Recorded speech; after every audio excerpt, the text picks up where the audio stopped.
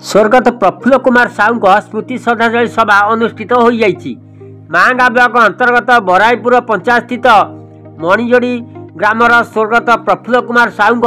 स्मृति श्रद्धांजलि सभा पंडित प्रभात करंग अध्यक्षतार शहीद भवन सम्मेलन कक्ष अनुष्ठित हो उक्त कार्यक्रम में कार्तिक चंद्र बरा मुख्य अतिथि भाव जोगदे स्वर्गत प्रफुल्ल कुमार स्मृतिचारण कर शेख मतलूब अली स्मृति संसदर संपादक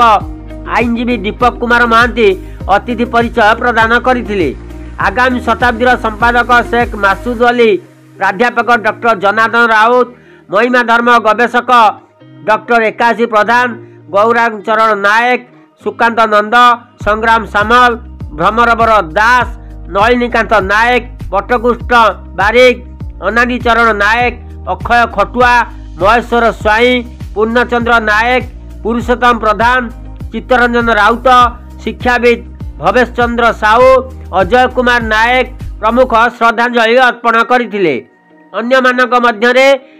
उमेश चंद्र साहू, रमेश चंद्र साहू, कैबल्य महांती, दुशासन मल्लिक, विजय कुमार नायक, अशोक कुमार नायक,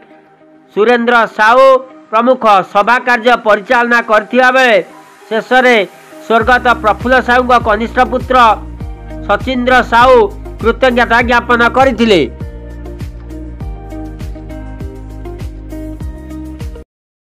प्रभात कुमार कर आज मणिजोड़ी ग्रामर वयोज्येष्ठ धार्मिक व्यक्ति स्वर्गत प्रफुल्ल कुमार साहू श्रद्धांजलि सभा अनुष्ठित होइला से विषय आम शास्त्र कहे पुनर्वित्तम पुनर्मित्तम पुनर्भार्या पुनर्मयी एतत् सर्व पुनर्लभ्यम न शरीर पुनः पुनः। प्रकृत रे ए मनुष्य देह आउ थे आम पाइबा कि ना ता संशय। तेणु जो मनुष्य को बुझीचंती से माने तांको जीवदशा रे समाजर अनुष्ठान व्यक्तिर अंचलर देशर विकास करिया पई संकल्प नहीं ठीक से संकल्प नहीं प्रफुल्ल ए अंचल को सर्वांतकरण विकसित करिवार तांकर अवदान थिला अविस्मरणीय। पीढ़ी पर पीढ़ी से तांको पदांक अनुसरण करचंती। तांको जेजे तांको बापा निजे प्रफुल्ल बाबू एवं तांकर भाई रब बाबू से व्रत से माने प्रति होइचंती। मनुष्य स्मरणीय हुए, मनुष्य आदरणीय हुए, मनुष्य पूज्य एवं नमस्य हुए। एइति से जदि अन्यर कथा निज भितर चिंता करे शास्त्र कहूची जे अयं निज परो इति गणना लगुची तसाम उदार चरितानंतु वसुधैवम कुटुंबकम। अन्य मानकु समस्त को कुटुंब मणिथिले से। तेणु से स्मरणीय अनुकरणीय एवं आदर्श आज तांकर स्मृतिचारण सभा जोग देथिबारु मो निजक धन्य मन करूची। मो डॉक्टर एकादश प्रधान महिमा गवेषक आज स्वर्गत प्रफुल्ल कुमार साहू स्मृतिचारण सभा शहीद भवन परिसर अनुष्ठित होइछि से विषय पढ्दै। प्रफुल्ल कुमार साहू ये जो स्मृति सभा प्रथमे कृतज्ञता जनइबी शेख मतलूब अली स्मृति संसद जहाँकि ये आयोजन करिपारुछि एवं तार जो कर्मकर्ता मानक कृतज्ञता जनइबी। विशेष भाव में आम अंचल नलिन बाबू को आर श्रेय देवी। प्रकृत मनीष अलबत जीव किंतु यही जीवा बेले जो ये शोक सभा आयोजन कराउछि एटा प्रणिनाथ योग्य एवं प्रफुल्ल जड़े साधारण व्यक्ति हेले मध्य विभिन्न अनुष्ठान सहित संपृक्ति एवं विशेष भाव में गछ मनीष भाव मु परिचित करेबी। बहुत बड़ बड़ बर गछ से रोपण करी मानव समाज को जो अमलदान दवा सहित ये छायाप्रद प्रदान कर आत्मार सद्गति हो एति कामना करी। एवं से वैष्णव पाणीकर गोटे कथा डॉक्टर कार्तिक चंद्र बराड़ आज स्वर्गत प्रफुल्ल कुमार साहू श्रद्धांजलि सभा अनुष्ठित होइछि से विषय पढ्दै। स्वर्गत प्रफुल्ल कुमार साहू जो श्रद्धांजलि सभा आज एठिला एठारे जोग देइकरी मो निजको भाग्यवान माने करछि। वास्तविक प्रफुल्ल जड़े उच्चकोटीर मनीष थिले तांको भितरे भगवत सत्ता रही बोली अनुभव करुच्ची जे से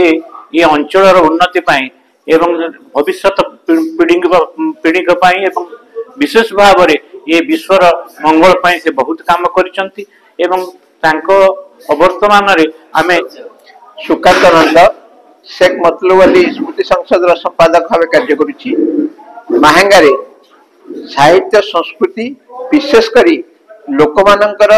साहित्य संस्कृति प्रति जो मानकर अनुराग रही समाज प्रति सचेतनता रही समाज रे विभिन्न प्रकार उन्नतिमूलक काम करने जो मानकर जागरण सृष्टि करछंती